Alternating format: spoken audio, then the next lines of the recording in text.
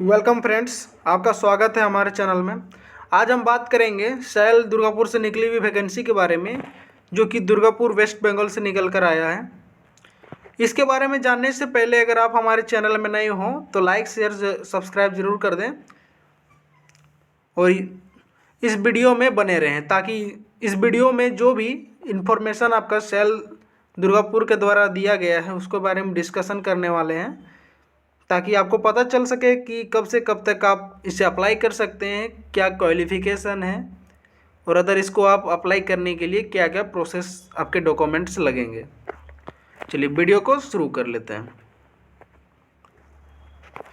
सबसे पहले बात करें तो आपका एडवर्टाइजमेंट नंबर DSP 2022-23 है, जो कि 23/11/2022 को आया हुआ है। और डिटेल्स ऑफ पोस्ट एलिजिबिलिटी की बात करें तो कंसल्टेंट जो कि डर्मेटोलॉजी होता है, इसके लिए PG आपका मांगा गया है। DNB रिलेटेड डिसिप्लिन, कोई भी मान्यता प्राप्त यूनिवर्सिटी से जिससे कि आप मेडिकल किए हों। इसके लिए एज लिमिट आपका 41 ईयर्स रखा गया है। नंबर ऑफ पोस्ट की बात करें तो 1 है। नेक्स्ट चलते हैं आगे। अब मेडिकल ऑफिसर की जैसे बात कर लें तो मेडिकल ऑफिसर की बात करें तो इसमें आपका MBBS मांगा है, कोई भी मान्यता प्राप्त यूनिवर्सिटी से जो कि सेंट्रल गवर्नमेंट के अधीन हो। साथ ही 1 साल का आपका पोस्ट क्वालिफिकेशन एक्सपीरियंस चाहिए, कोई भी गवर्नमेंट मेडिकल कॉलेज से या फिर कोई भी हॉस्पिटल से। इसके लिए एज लिमिट आपका 34 साल रखा गया है और आपका पोस्ट है 5।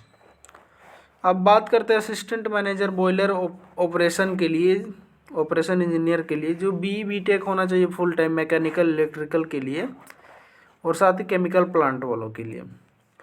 अब बात करें तो बॉयलर ऑपरेशन के लिए इसका सर्टिफिकेट आपका सेंट्रल गवर्नमेंट या फिर स्टेट गवर्नमेंट के होना चाहिए।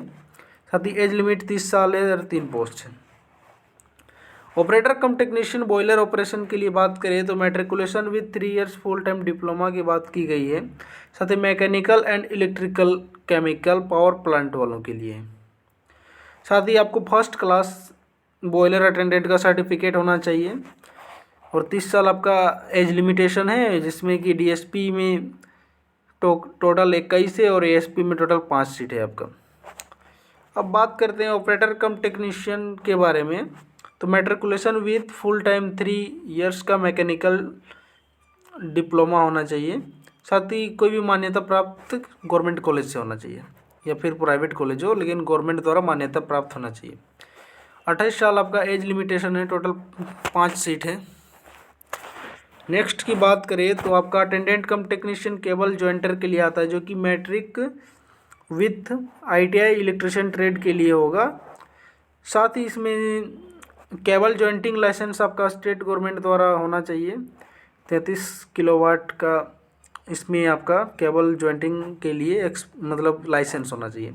साथ ही 1 साल का आपका पोस्ट क्वालिफिकेशन एक्सपीरियंस चाहिए।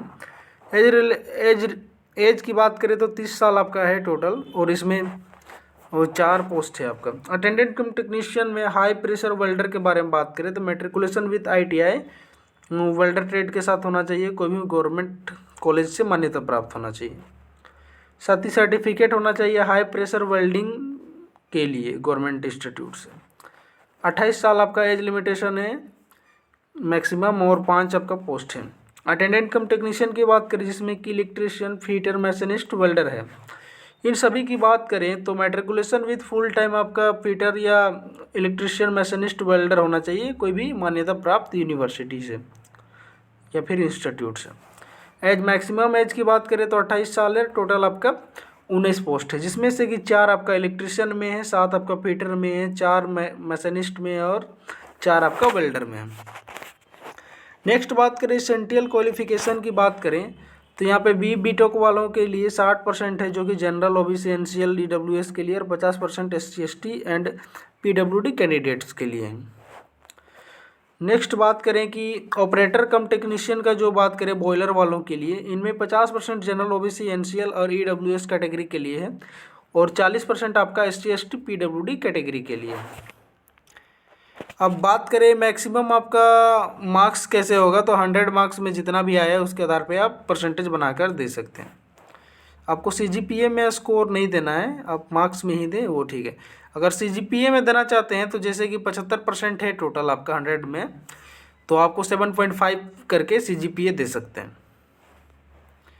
रिजर्वेशन की बात करें तो रिजर्वेशन आपका हर एक पोस्ट के लिए अलग अलग रखा गया है। जैसे कि बात करें अटेंडेंट कम टेक्नीशियन की बात कर ले तो इलेक्ट्रीशियन में आपका 4 टोटल पोस्ट है, जिसमें 2 जनरल में है, एक आपका OBC में है और ST में 1 है। ऐसे करके सभी ट्रेडों का अपना एक रिजर्वेशन दिया गया है कि इतने पोस्ट आपके इस ट्रेड में इस कैटेगरी के लिए है। साथ ही बात करें PWD कैंडिडेट के लिए तो मिनिमम आपका डिसेबिलिटी 40% होना चाहिए, तभी आप PWD सर्टिफिकेट शो कर सकते हैं।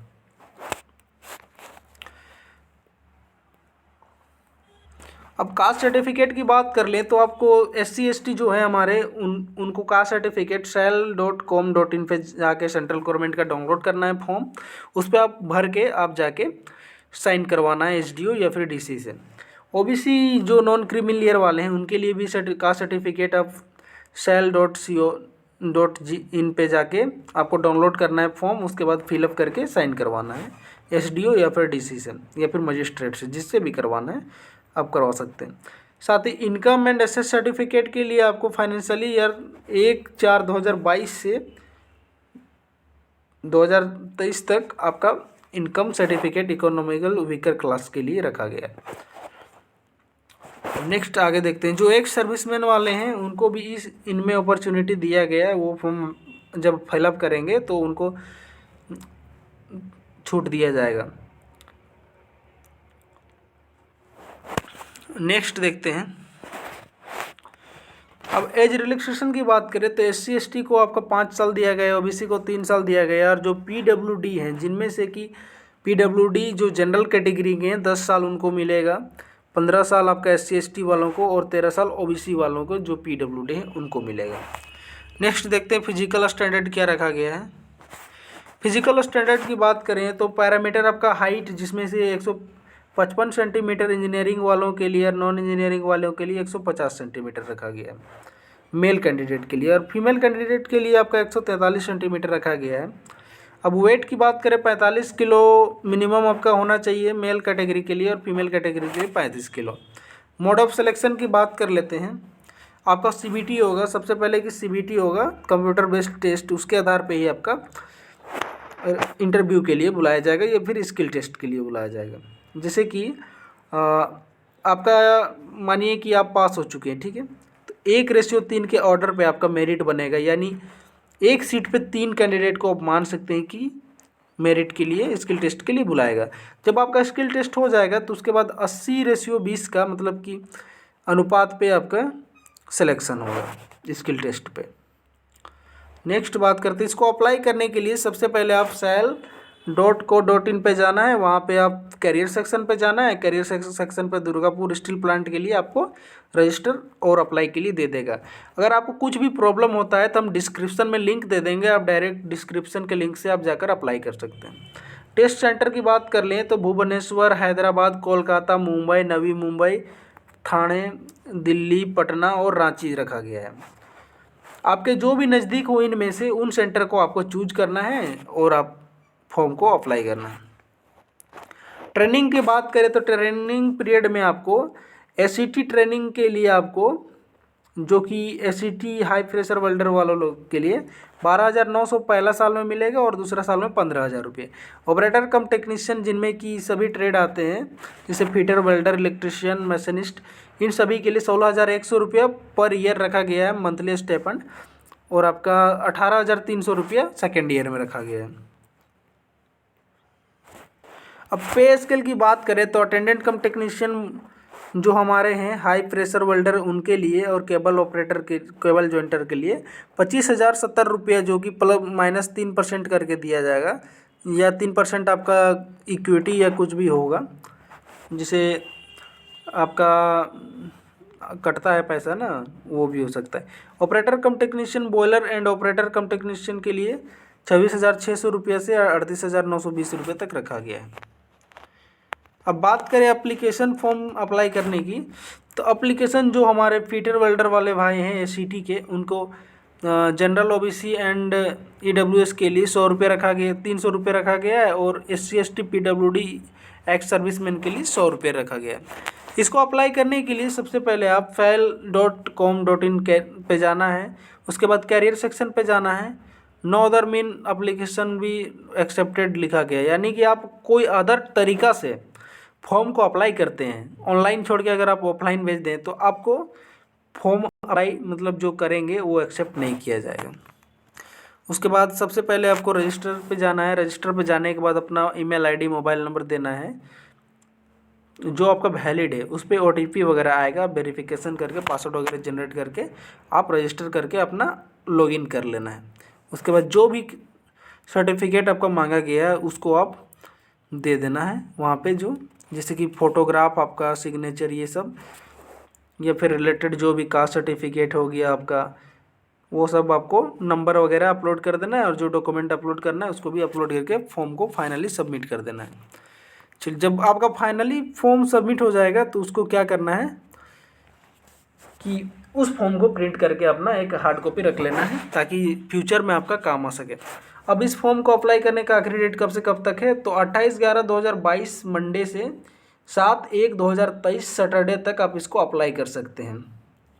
चलिए, वीडियो को शेयर कर दें ताकि जो भी हमारे भाई नहीं जुड़ सके वीडियो में, वो इस वीडियो को देखकर अपना फॉर्म को कैसे फिलअप करना है या फिर नोटिफिकेशन में कुछ समझने का प्रॉब्लम हो रहा है तो वो समझ सकें।